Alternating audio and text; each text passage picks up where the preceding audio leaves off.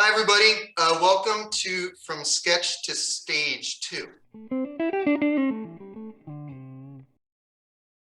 This is the second masterclass we've held, and we've been fortunate enough in both masterclasses to have luminaries, VIPs, known entities in the guitar world, and today is no exception.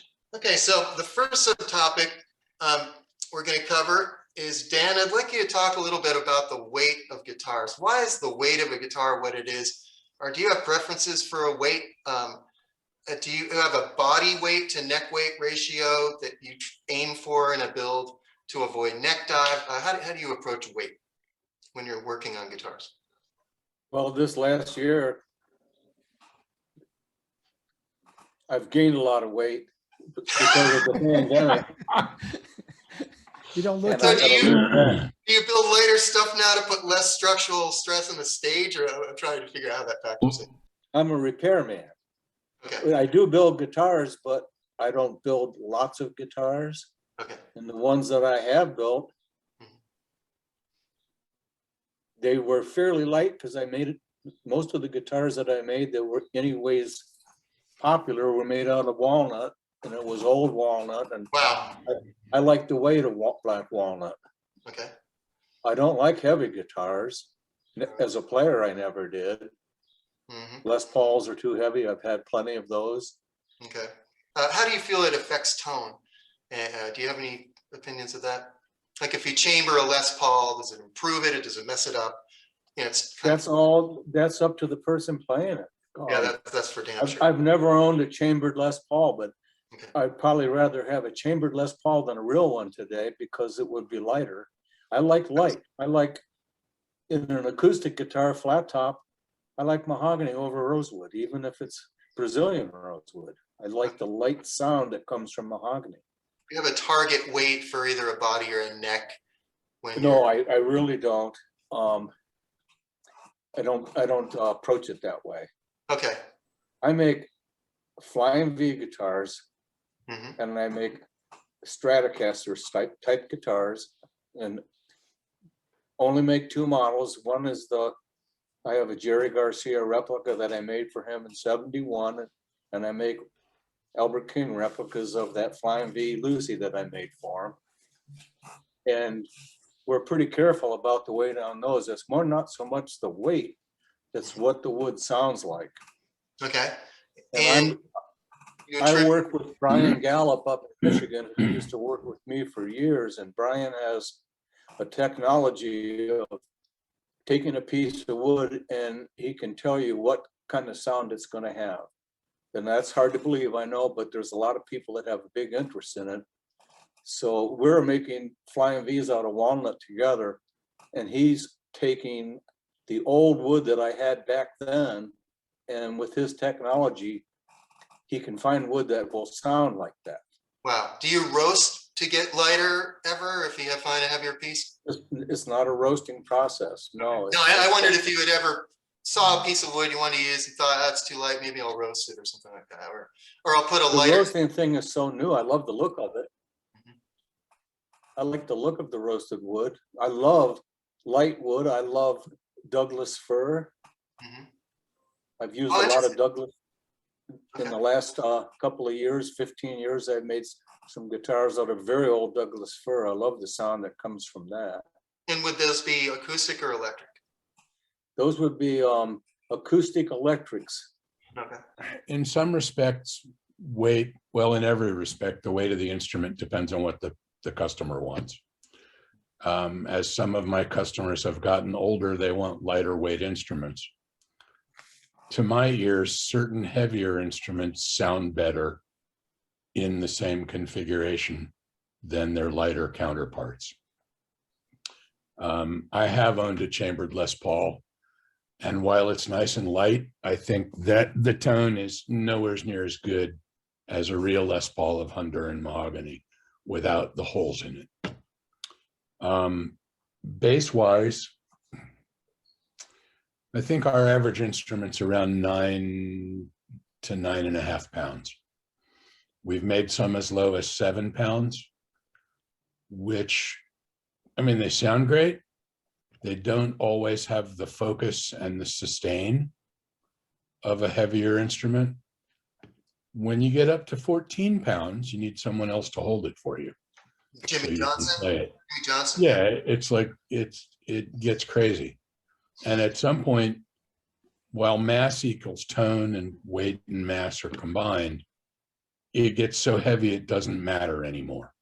Interesting. Now, do you ascribe to Grover Jackson told me that his belief is heavier wood will have a brighter sound. No. You don't ascribe to it. Okay. No, I look at it a very different way. Lighter colored woods have a brighter sound than darker colored woods. There is less resin and oil in the lighter woods, and they vibrate more cleanly. Maple is brighter in a different way than mahogany or walnut or rosewood. It doesn't have the bottom end focus that the darker woods do. And it's a really simplistic way of looking at it. But if you're starting to build and you go buy a chunk of bubinga, which weighs, 9 or 10 pounds a foot, it barely floats. It's beautiful sounding wood, but it's too massive. I saw a solid ebony neck the other day, and I was just, wondering what. It's just, other than being a waste of ebony. I know, exactly. I don't know. Exactly. But the weight really depends on the person. So when somebody comes to us and they say they want an instrument, the first thing I do is ask them what they want it to sound like. And then we go into the cosmetics, meaning the kinds of woods, not the paint job. I try to use the same, well, I don't try, but generally we use the same pickups and electronics in every instrument. Okay. And the only thing that makes the change in voice is the wood combination. Because the hardware, pickups, electronics, they're the same. Then your only variable is the wood. Well, you're very valuable to these people that contend that Tonewood actually has an effect on tone. There are a lot of people that say it doesn't. Yeah. So there are more than a few. yes, you're And a good control module for those studies, it sounds like, with the same. Well, it depends on the electronics you use. Exactly. There are a lot of great pickup makers on the planet. Everybody's stuff is good. There are some, to my ears, that are less transparent than others. And over the past 40 years, starting back in the middle 70s, when I mistakenly built my first bass, I really screwed that up pretty dramatically. And the only person that would help me out to make a custom pickup so that I didn't have to undo all this fine woodwork, allegedly fine woodwork, was Bill Bartolini. Oh, okay. So from that point on, he and I worked until he sold the business to get a proprietary sound. What I know about electronics, you can put in a thimble. I have a smaller thimble too. Yeah, but Bill, I could tell Bill what I wanted to hear, and he would make that happen. It takes some iterations. You couldn't do it all at once, but that was the relationship I had with him. So interesting. For our stuff from Bartolini, it's not anything they sell to anyone else. Oh, so it's not what it's just different. Very So I have an edge with that, but there are a lot of great pickup makers who make stuff that works really well. And still I can hear the differences in the wood combination given their pickups. Absolutely. One question about that, and Yeah. then I'm going to kick it out to the panel for comments on these subtopics.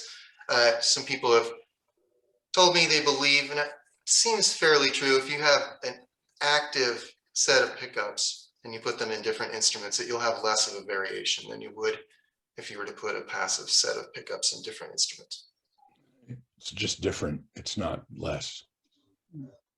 Okay, It's so in other words, an EMG is not going to sound consistent regardless of guitar or bass. That was kind of what they were trying to tell me. I didn't quite. Right. EMGs have I don't use them all. sound. every rock and roll hit that you ever heard in the 80s was done on an EMG pickup. EMGs. They're great. I have used them in my basses. I can still hear some differences. They're not as pronounced as what I hear with our proprietary system. I'm used to our proprietary system for the last 40 years. My ears are tuned to that. It would take me some time to sit with the instrument and hear the differences with different pickups, For sure. just because I'm not as used to them. So if you want something that's easier to control, then I would say a laminated neck, an ebony or a rosewood board. If you want a warm, sweet bottom end, you have alder, swamp ash, poplar. They all work that way. They punch, their punch is in a different place in the spectrum of their sound. Poplar punches first and growls second. The growl follows. Northern ash growls first and the punch follows. Swamp ash has really good growly bottom end and a sweet treble, but a natural mid scoop. Whereas Northern ash has a spike at about 1,000 hertz that swamp ash doesn't have. I'm pretty well known for this, and I hate to disparage other people that use it, but I think Buckeye is a tone sponge. And it's beautiful, but it sounds like styrofoam. It feels like styrofoam too. Yeah, it does. It does. It's awful. So for me to be able to build with it, I had to find woods that would overcome its tendencies. I do So- burl pick guards. That's what I do. Yeah. Put So it on I the mean, pick guard, man. And it's they're on so- top of the table. the stuff, yeah, the stuff is so soft though. I made a ramp for somebody between the pickups. We epoxied it and put 10 coats of lacquer on it, and within a year he dug through it so you could see the finger grooves in the Buckeye. You know, I mean, it works good on certain heavy woods. It sounds pretty good on mahogany, but it's absolutely not my favorite wood.